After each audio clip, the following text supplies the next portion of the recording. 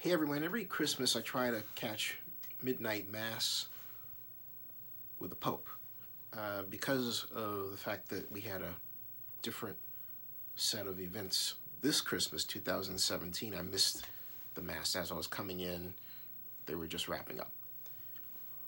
But I always like to watch and hear what the Pope has to say, because I'm always thinking about the state of the world and where we are with respect to the Bible and Jesus Christ and the Lord.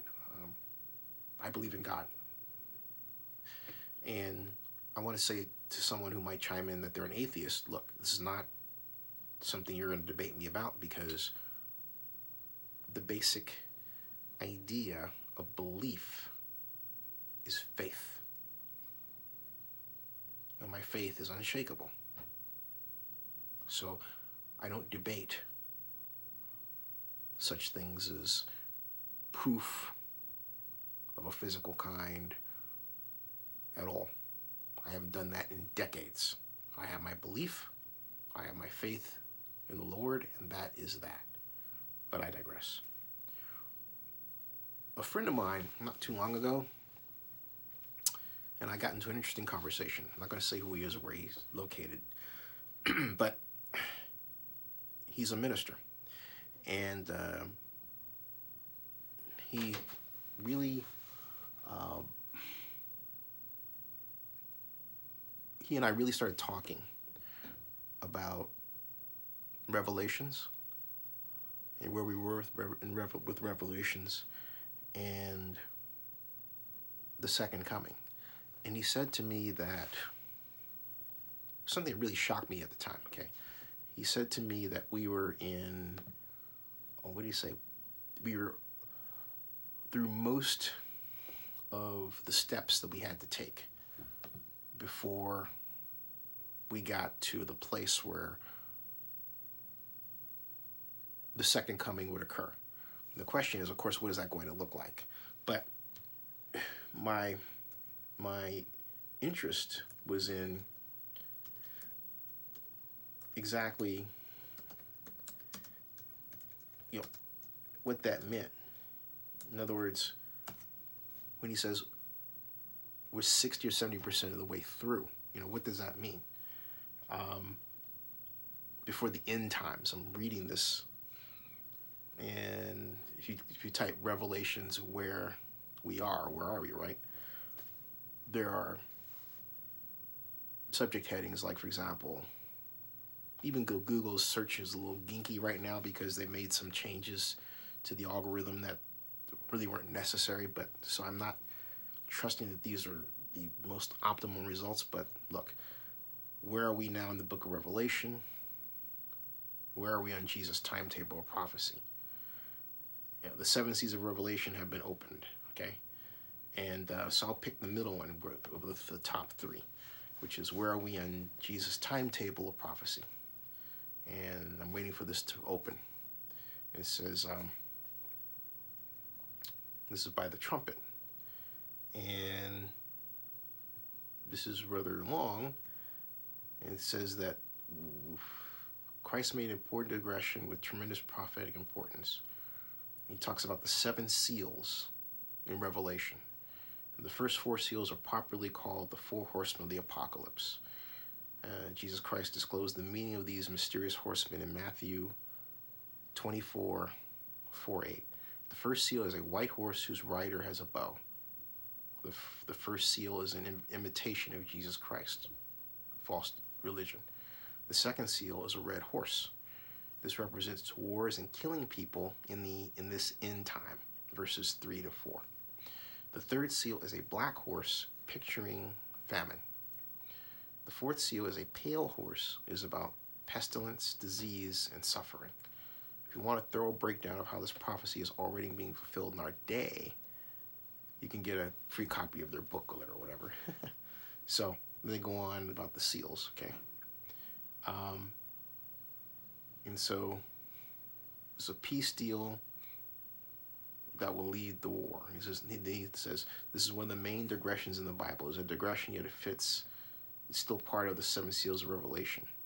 There's a lesson in which happened to Jerusalem in AD 70 that we need to learn. It tells you specifically what is happening in this end time that I'm reading here, okay? And this person said that they believe this is one of the most precise prophecies in the Bible to show us what is happening on the earth right now. And it says, it talks about the nuclear deal with Iran, all right? And which, when someone brings up the nuclear deal in Iran, I think, oh, this is like a liberal or conservative thing, right? And says that both America's political parties are very weak against Iran. And he says that Iran lied and cheated. And when I read stuff like that, I go, oh, man, okay. So this is what I hate, all right? And I say that I hate because it's hard to tell. It's hard to get a handle on where we are when you have stuff like that. In other words, don't try to make me adopt a conservative point of view. Just give it to me without trying to make me a conservative, right? Or liberal. Just give it to me straight, okay? Give it to me straight. Time for revelation, rapture Christ. This is where we are now in the timeline. At this point, the rapture occurs. There's a lot in here. The book of Revelation describes his vision of the future, okay? 7 seals, 7 trumpets, 7 timelines, war, hunger, death by weapon, trumpets, bowels of wrath. The point is that the rider of the right horse is given a crown as Christ the Messiah. The point is that a number of people believe, however it's described, that we are headed toward end times. Okay?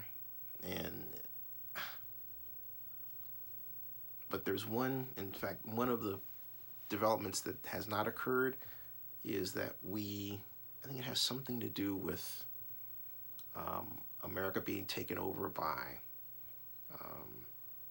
an Arab state, something of that order. That hasn't happened. This one says, where are we now in the book of Revelation? I'll click on that one. This is by his kingdom prophecy. Let's see. Where are we? And this one, I'm not going to read the whole thing. It says that for the greatest day of his wrath is come, and who shall be able to stand? I look for the word to tell you things. In this statement, we're all saying the day of his wrath, tribulation, has come. They ran and tried to hide from God. And it is noteworthy, this person writes, that the days of tribulation begin with a heavenly shakeup and signs, and the end will also in like manner. The main difference is that in the beginning of the tribulation, the moon will turn to blood, but in the end will be darkened only. But what does that mean? Because when a moon turns to blood, is that like an eclipse when it has a color? When it's darkened, right? We had an eclipse recently. And I remember around here when the eclipse hit, the ground was orange, you know? It was interesting. It was interesting. So it's hard to find something that really hits in terms of these discussions. But the one thing that is clear is regardless of whether or not these have a political bent, a religious bent, they all seem to point to one conclusion.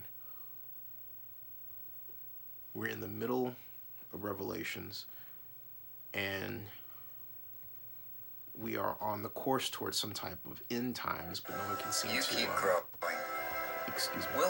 no one can seem to discuss to explain what that is. End times, right? Israel back in the land, globalism that we see, the world focus on Mideast, and we do have that. We do have that.